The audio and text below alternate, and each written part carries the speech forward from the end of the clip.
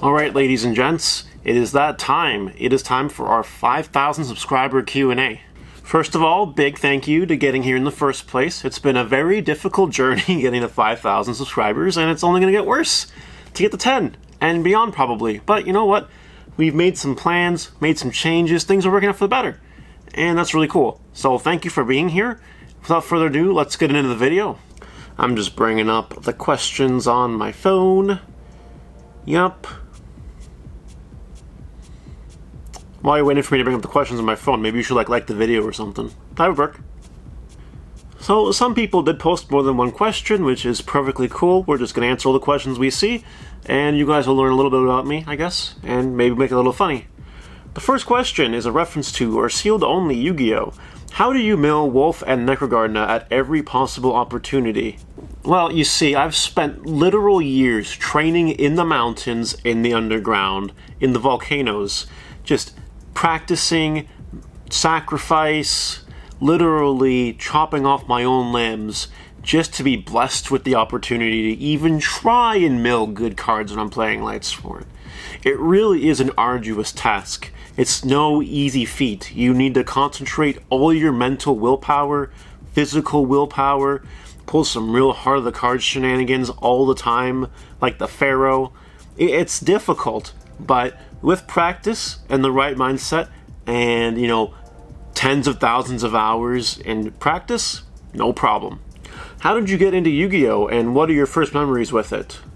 So I remember the very first pack my mom bought me when I was 10 was Metal Raiders, and I pulled Heartbeat Lady Sisters in the pack, and, you know, I started watching the show, like any 10-year-old did, and I was like, this looks cool. And my parents kept buying me packs here and there, you know, whatever. And, you know, I'd play with kids at recess in the playground, and I'd kick their butt. Tremendous Fire, when you're only playing 2,000 life points, is a ridiculously broken card, especially if you have multiples, like I did. So, even back in the day, I was a pro Yu-Gi-Oh! Player at the age of 10. Believe it, right? How does it feel knowing you've inspired people all over with your YouTube channel? It's a great feeling. People have opened businesses because of me, a few. People are looking into opening businesses. It's unfortunate that this channel hit during COVID, which really messed that up. But there are some real cool, ideas that people have had and put into place. So it feels great to know that I'm having an impact on people's lives. I can't think of any funny or sarcastic comment to go along with that, so just gonna move on. How do you prepare for a big event? So back in the day, when I was serious at Yu-Gi-Oh! And I had a testing partner and a girlfriend that was very much into going along with the trips and all that, I would just practice like 30 hours a week. I had all the cards, play sets of every card, so I could practice literally everything against everything. And that was really all I did. Basically, just tons of play testing, making sure you have the right cards, and just not being an idiot about it. You know, I didn't have to take a bucket full of Ritalin or just inject myself with a whole bunch of speed or cocaine. You know, none of that. Just, hard work. That's it. What do you feel is the biggest part of improving as a player?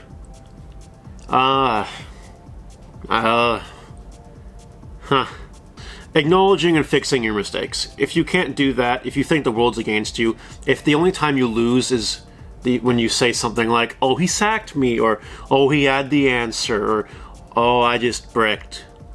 Sometimes that's true, but sometimes it isn't, and you have to be willing to accept that you may have made some mistakes. If you bricked, is it because your deck sucks? Yeah. What is it that you think of that contributes to your success, both card games and business? I put in the time. That's it. I put in the time. Those of you that have been around me for a while, or that have watched the channel, probably know that I go 80 hours a week. Right now I'm not because of the state of emergency and COVID, but, in a perfect world where everything is somewhat normal, 80 hours plus a week. And that's how I do it. How do you create such a balance with working 2-3 jobs, having a good social life, and being a top-notch card player? First of all, I'm alright, pretty decent, but I'm not top-notch. I'm no pro. Having a good social life. My social life sucks dick. I actually don't really have a social life. Especially in COVID times, I definitely don't have a social life. I don't really have friends. I don't do much. I'll hang out with Ruggles once a week to make some YouTube content, and we chill and shoot the shit and have a good time, and that's it. And part of the reason that the card shop exists is to kind of have a bit of a social life and socialize with the community, be on good terms with everyone, and that's kind of cool. That is a thing. But that comes with work, not so much, time outside of work to socialize. I just don't have that right now. Balanced with working 2 to 3 jobs. I have a schedule, as you know, an Excel spreadsheet, and I literally stick everything on it that I need to do and when I need to do it by the hour increments. And I just follow the schedule, everything's in the place, and if I miss something for some reason, I'll go back to it if I can. And that's it. That's how I do it. It takes a lot of energy. Caffeine's good. But that's, just willpower and planning. That's it. What's some advice you would give to the newer players out there just starting and dreaming about getting their invite? If you want to be good at competitive card games, you need to put in the time, you need to put in the money, you actually need to play the game, which I guess goes into time. You need to take it seriously. You can't just goof around, If you're serious, be serious. Take it seriously, do your research, try as many different things as possible, and practice. And spend money, because I wouldn't dare go to a Yu-Gi-Oh! Regionals right now without cards like Lightning Storm and Tactical Talents and all that. It's just how it is. Alright. How long have you and Ryan known one another? Was he always this handsome? I've known him since I was 16. That's when I started going to the card shop originally, and he was there at Action Pack Comics in Belleville. We weren't super close back then at all. We were just, we'd play cards. He'd take some wins, I'd take some wins. Fun fact, I did beat him in an arm wrestle one time. That's right. I was 17, we had an arm wrestle, and I won. Because back then I was working out a lot. Now I'd probably lose, like his arms are the size of my house. But, fun fact. If you get rich, will you stay in Belleville? For the next foreseeable future, yeah. There's nowhere else to go. Family business is one of those things that I can't really escape from right now, and that's basically benched in this region. So I can't really go anywhere, and I don't really plan on going anywhere. I get into my 50s, and assuming I retire in my 50s, maybe I'll move down south or something. I have no idea, but that's a long time away. Who doesn't like going down south, eh? Eh? Also, will you be going back to that Box Breakers dude house again sometime? That was cool. Well, D&K's TCG, as soon as the state of emergency is over, it's on. I know with the new release of the Digimon TCG, your content has shifted more towards that, but do you plan to still make any Yu-Gi-Oh! Related business content in the future? Absolutely, 100%. I still try to ground things from the business perspective as much as possible, and Yu-Gi-Oh's been a dead zone. Like, there hasn't been any product released since Genesis, really. Except for today. This came out today, right? I want to keep one of these sealed, and if you have the option to keep one of these sealed, do it, because in 6 months, you should be able to make your money back on it. There you go. There's your little Yu-Gi-Oh! Tidbit of the video. Keep them sealed. I'm curious about this, Mario. What made you feel that you were ready to jump into being a store owner-operator, and where do you see yourself in, say, 5 to 10 years from now? I probably wasn't ready to take on this, to be fair, but it's not much of a time investment. I treat it as part-time, and it is part-time, so it's okay. I just jumped in because the tournament place that did Yu-Gi-Oh! Tournaments, and card tournaments, for that matter, stopped. So I found a niche, and I took advantage of it. The community appreciates it, and I appreciate the community. It's a back-and-forth relationship, and that's what it was. But I do technically own my own business outside of this, and it was just a matter of I had the knowledge, and I was ready to go, so I took on the challenge, and it's working, so that's cool. Knowing you have a job, do you hope to do Mario's Gaming World full-time someday? If so, how soon, and how can we make that happen? Money's a good answer. Yeah. The person who asked this question is in our Mario's Gaming World Facebook Messenger group chat in Belleville, and the answer to this question actually came up in our group chat before you joined, so for the internet and anyone watching, and for you, this is the too long didn't read version. Until I can make this a full-time income with a proper storefront and all of that, the business needs a lot more money, a lot more sales. Like, I wouldn't dare try doing this full-time you know, unless it was making like $4,000 profit a month at least. At least. And we're nowhere near that right now. The community in Belleville just isn't big enough. People aren't spending the money. And that's not really anyone's fault. That's just a reality. That's how it is. I know people want me to turn this into a bigger thing here because they want, you know, sponsorships and all this and that, Yu-Gi-Oh! TS packs, whatever. And that's all cool, but we have to get the money to do that in the first place. I'm not going to bankrupt myself just so we can make this full-time and have OTS packs. That's where it is. Right now, I'm also working on my other things in life to try to get ready for my retirement in my 50s.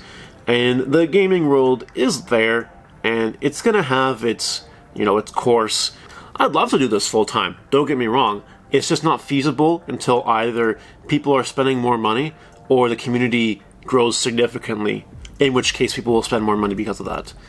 Which name do you think is better, Omegamon or Omnimon? Omnimon. Omnimon. 2 questions. How do you balance your daily life? You are working 2 jobs, if I'm not mistaken. Already answered that. What were the product singles you invested in that come out with the highest profit? That's an interesting question. I actually have a really good example coming up in episode 51 of my journey, which I'm working on, by the way. Don't worry. It's in the works. It's hard to do this in the state of emergency, but it's coming. Besides a really good example there, you know, there's so many to choose from. I can regularly double things. Doubling is no problem. Doubling is easy. In recent examples, Harpy's Feather Dust are coming off the list. When it came off the list, I sold a couple for 50 each that I bought as banned cards, and I don't spend anything on banned cards. They either just come in a collection, in which case they're a percentage of really the collection at that point, or I just get them for free or like $1 or $2. So pretty big gains. Collect banned cards. What kind of alternative formats should Yu-Gi-Oh have? For example, Magic the Gathering has a plethora of fun alternative formats like Pauper, EDH Commander. Well, if Speed Duels, GOAT format, and Draft, like the Battle Pack Draft were official formats, I'd play Yu-Gi-Oh! That's, yeah, I would do that. Did you ever catch that shiny Celebi? Backstory, I made a video a while ago now, and that video I was hunting shiny Celebi on the Crystal 3DS version, right?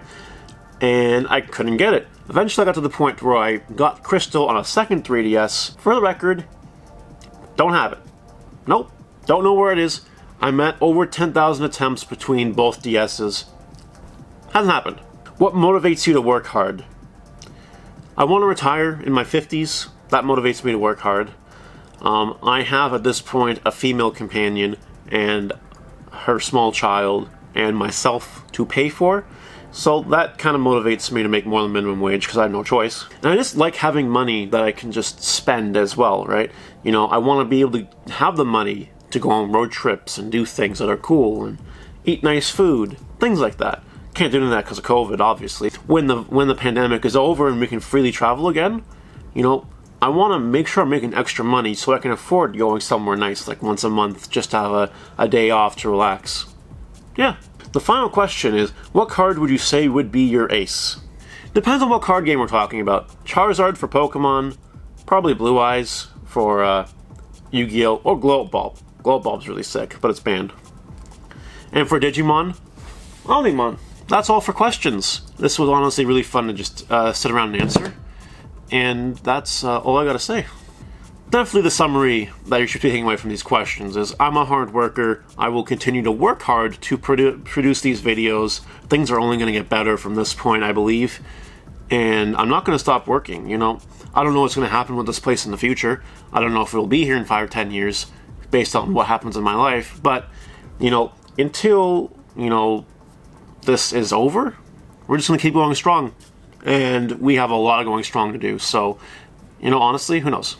Even that being said, you know, I'm going to be streaming very soon. Only reason we're not streaming now is because I don't want to put forth the expenses for the computer parts and the internet and all that before I know that the pandemic's worst parts are over and that there's going to be no more shenanigans, like a random state of emergency. But who knows, maybe YouTube and streaming will take off. Maybe actually take off.